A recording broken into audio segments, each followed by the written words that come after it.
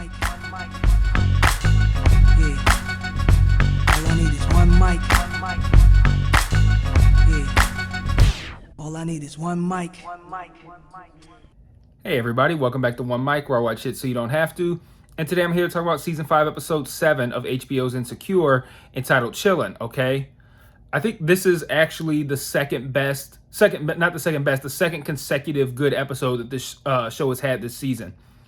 This episode, I think, did a really good job of doing what this show really does best, which is, I think, giving an accurate depiction of the Black experience. And making it funny and making it relatable. Like, this is kind of like when you think of like the Black experience as you see it in television and film, you think of all kinds of like racist shit, slavery, like all this negative kind of stuff, right?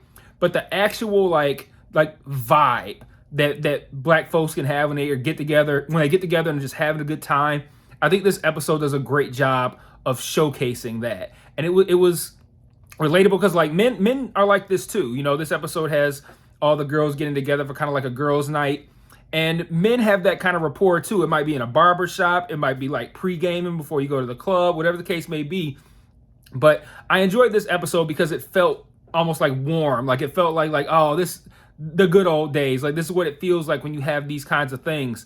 And you kind of get out of that when you get to our age. When I say our age, I'm around the same age as at least Issa Rae is. I think I'm a little bit older, but we're about the same age.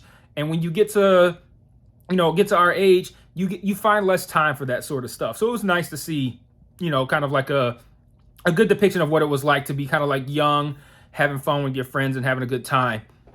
And then also mixing that in with the humor, like, because this was a really funny episode. I made a surprise face, but like this season hasn't been all that great, and one of the things that it suffered from is a lack of good humor. Like, you get something every now and then, but I thought this was a really funny episode where they kind of kept the humor coming at a steady pace. So this episode has the A plot with the girls and like a B plot with Lawrence and condolences. And with the girls in the A plot, they played this hat game, questions in a hat. And the questions in a hat, as soon as Issa suggested this, I knew that things were going to come to light, because it's kind of like the purpose of this game really is to kind of like get them to open up and answer things that maybe they wouldn't have talked about on their own. Like, they wouldn't have just opened up and said these things voluntarily, but when you ask these questions and it's within the context of a game where you have to answer, then it puts the girls in a position where they feel almost like forced to open up, even though they really want to. It served as a vehicle for Issa to kind of like confess that she wished things had gone differently with Lawrence and that she had gotten some closure. She confessed some stuff about Nate as well, kind of like, the whole thing about him saying that she was inconsistent, which led to a funny scene. Well, did I put that in my notes for one of the other things I want to talk about? I kind of did, but I'll get to it later. It also gives Tiffany an opportunity to open up about her and Derek moving to Denver. And I think that's something that is important as well, because when you see shows like this where characters have kind of built something of a family, they kind of like to end those shows almost kind of like with them going their separate ways. Like, we've now grown up. I have my life and I'm doing this. You have your life and you're doing that. And we're going our separate ways. That's how Schitt's Creek ended. And I feel like Tiffany talking about moving to Denver with Derek is kind of like the start of that. Like, Molly will probably move somewhere with Torian, and Kelly will start doing her podcast, and Issa's business will take off. Like, it'll be a thing where like they kind of like branch out and become, like their own individual person as opposed to like a member of a group. And I think Tiffany saying that is kind of like the start of that kind of, getting that ball rolling. It also allows Molly to confess a little bit about Torian, feelings that she might be having, which, I have a little bit teeny tiny of a gripe in that, we've seen Torian for all this time and he's been portrayed as kind of like irritating and obnoxious. And then they give him that one moment in like 2 episodes back and you're just like, oh, Torian might be okay. And it's like, I just kind of wish they had given that a little bit more time to kind of build up this Torian Molly thing. But I got to admit that with the little bit of time that they gave it, they did a good job with what they did. And then Nate finally says that he loves Issa, but then a little wrinkle in that is that while drunk and or high, Issa attempts to call Lawrence and Molly stops her.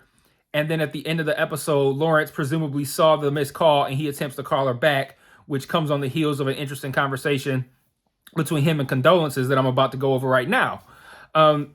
Lawrence comes back to drop off the baby. I forget what his name was, like Elijah, some old slave type name, like some shit like nobody names their kid in 2021. But he goes to drop the kid back off, and oh no, it was like no, that was the middle name. I was about to say I think it was Elijah, but I think like the middle name was like Mustafa or something because Chad kept calling him Mufasa. Speaking of which, still no Chad, just one Chad scene so far this season. Terrible, terrible. But he goes to drop the baby off, and he decides to make himself useful. He stays around. He helps build this shelf that she was gonna have somebody work on, presumably another man. She's like, I have a friend that's gonna come by. I'm like, okay, we know who that friend is, but well, we don't. But I was assuming that it was some male friend of hers. And they get a chance to kind of like really open up about how they felt when things weren't going well between them. And she confesses that when he wasn't around while she was pregnant, she considered an abortion. They don't say it directly, but two and two together here.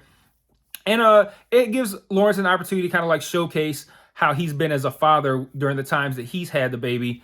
And he kind of shows that to her, and she calls him a good father, and it's a nice moment because we know that's important to him, whether he's not dealing with, but whether he's engaging in works partying while she's dealing with the baby, or he's fucking other women while she's dealing with the baby. And I kind of wish we had got to see Lawrence kind of turn a corner on that. Like we see him go from not being around to good father. I kind of wish we had seen like a little bit of him not pressing the point, because we see him at the beginning of the season kind of pressing the point, but he's mainly doing it verbally. Like he's not doing it physically, because we had that montage where he was, while she's taking care of the baby, he's partying with coworkers, and then he's having sex with other women. He's doing all this. He's having a good old single Lawrence time while she's struggling with the baby. And I wish we had kind of like had his arc has been a little herky jerky, because I felt for him at the beginning because he was trying verbally after the baby was born and they weren't giving him a chance.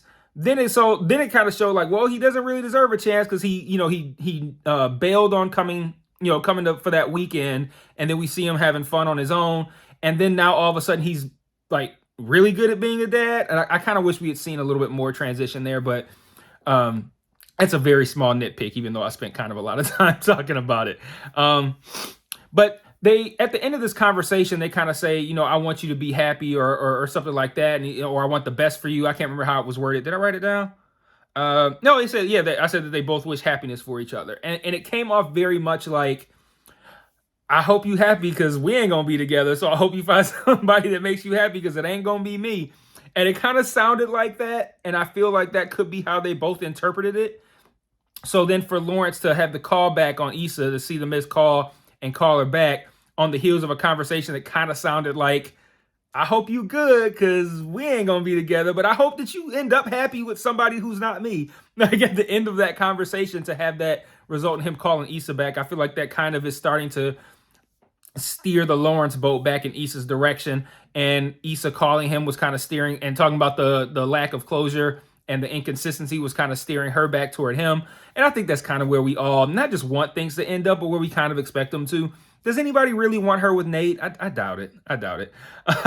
So when I talked about this episode showcasing like some authentic, just black, just having a good time and the black experience making it authentic, I said that this episode also works because it coupled it with some pretty good humor so far. And I thought this was not so far, but in this episode. And I thought this was a great episode for Kelly.